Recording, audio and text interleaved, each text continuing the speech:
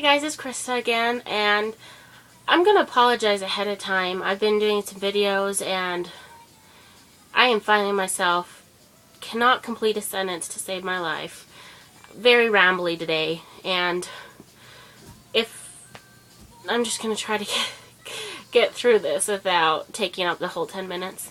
I was asked to do a video review on the Pride and Prejudice and Zombies, but I didn't feel like I had enough really to say about just the first book, so I am going to talk about all three. I already have my reviews up on Goodreads, and they're scheduled to be posted on the blog during the week of May, and so here we go.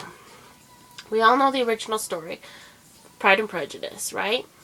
Mr. Darcy, Elizabeth, the mother, the father, the sisters, Mr. Bingley.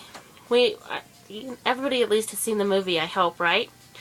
Okay, so with the books, Pride and Prejudice and Zombies, the first book, and I hope I get this number right, but like 85% of this book is the original Jane Austen novel.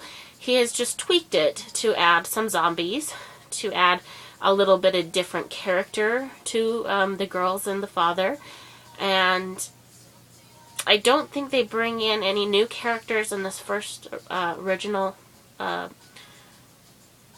first book. So in this one, the father takes on a different kind of role than he plays in the classic. He is the sensei, the master, the ruler of the house, although he does allow his wife, to be herself. This one, the zombies have come back, and he has trained his daughters to fight them off. And so he's a little bit more rough with the wife than usual, because it's a matter of life or death and not just frivolous, I need to marry you off to the richest man I know kind of society anymore.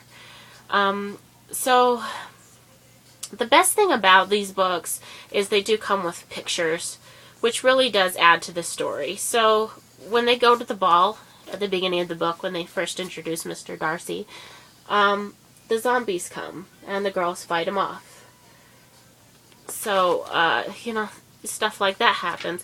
Everything's normal, it goes the same way the classic does, and then all of a sudden the girls have to fight the zombies.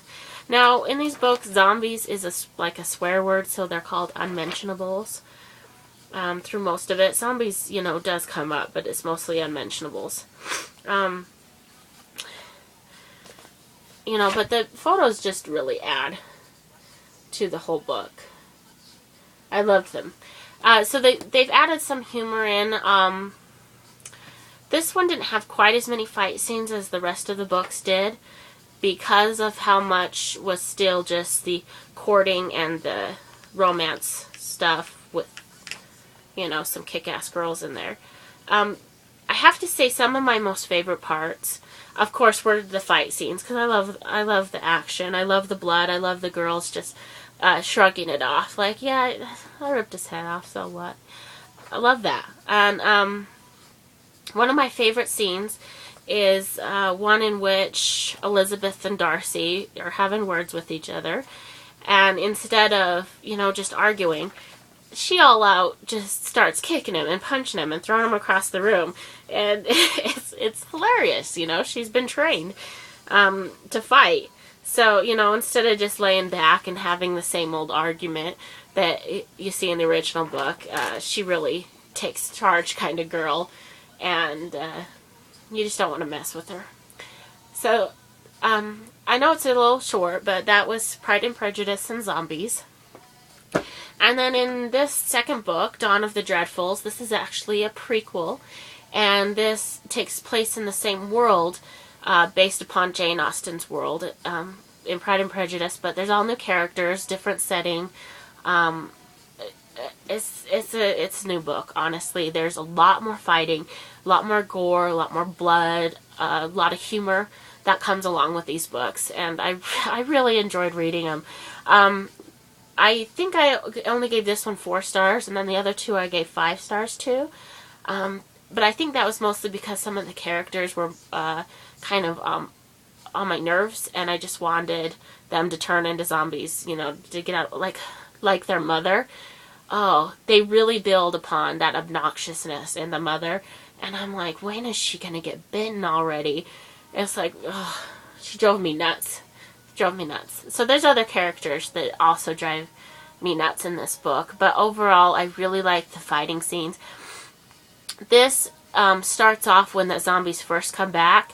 They're at a funeral and witness the dead guy get up in front of the whole congregation, and Mr. Bennett's like, okay, it's time, girls. I need to pass on my skills, my ninja skills, to my daughters to fight the bad zombie men that are going to plague our town. And so he has his dojo, and they start training. Eventually, a guy from the Orient comes over and takes over their training and also trains Mr. Bennett, as well as the girls in their fighting. And it's just completely awesome. And they go out zombie hunting. There's still, you know, guys trying to get with the girls, but it's a lot grosser, like it's lustier and dirtier kind of attraction in this one than you get of the proper courting from the first one, even with the butt kicking that Elizabeth does to Darcy, which is awesome. The pictures are a little bit more computerized instead of hand-drawn, so that's a little bit different in that book. But their newest book that came out, Dreadfully After, this is the complete of the trilogy, in which we see after Pride and Prejudice, where Darcy and Elizabeth are together, and right off the bat, like first chapter, Darcy becomes bitten, and he starts his transformation, and Lady Catherine takes him off to her house, while Elizabeth goes into London to try to find an antidote to help save Darcy.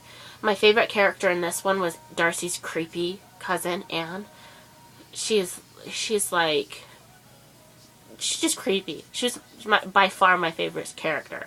And Elizabeth's sisters and her dad join her in London to help fight off people, and there's like this Scottish mafia kind of guy that gets involved that is like trying to protect the antidote, and they've got to make their way through them, and they kind of use Kitty as kind of a flirt. Kitty also really comes off really good in this story. I really enjoyed her in this one too. So I really like the changes that they made, but some of the characters are like, oh, just punch you in the face, which the girls do sometimes. They'll just punch them in the face. And it's like, yes. These ones are kind of more computerized pictures also. So anyway, I really enjoyed this last book. Totally 5 stars. So it was an awesome, awesome way to end the trilogy. I am running out of things to say with these, but if you guys are into that kind of humor, I know some people either love them or they hate them, but honestly, these are the kind of zombie stories that I like.